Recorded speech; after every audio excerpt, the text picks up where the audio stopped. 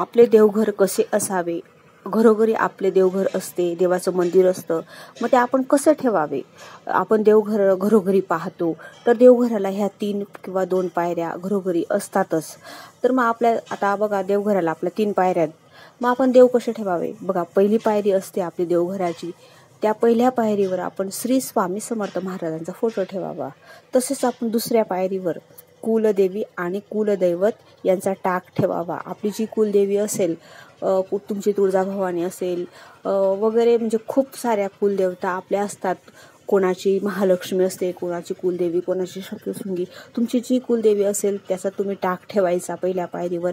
व कुलदैवत, जसे आता आमचे खंडेराव महाराज आहेत कुलदैवत, तसं आपण ते ठेवतात.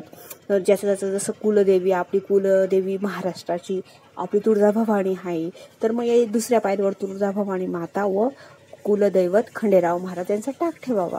तसंच आपण तिसरी पायरीवर काय ठेवावे, तर तिसऱ्या पायरीवर आपले जे गणपती असतात, म्हणजे दररोजचे आपण जे देव धुतो वगैरे, दररोजचे जे घरोघरी देव असतात कंपल्सरी, ते देव म्हणजे कोणते, तर गणपती, बाळकृष्ण, अन्नपूर्णा माता, तसेच महादेवाची पिंड, हे देव तर आपले घरोघरी असतातच. आणि तसं म्हणजे आपल्या घरात जे जे देव असतात ते आपण ठेवायला हवेत देवघरात. तसंच मग आपण समोरची जी जागा असते आपली ती मोकळी, त्याच्यात पितरांचे टाक, घंटा, शंख असे जे असतात घरात आपले, ते आपण ठेवावे. अशा प्रकारे आपण देवघराची मांडणी करावी.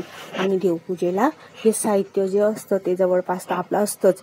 मग बघा कसं वाटलं तुम्हाला देवघर. लाईक, शेअर अँड सबस्क्राईब जरूर करा. आणि मोठे व्हिडिओ पण पाहत चला.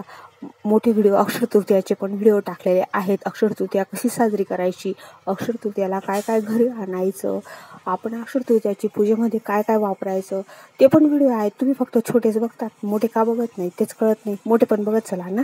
ओके.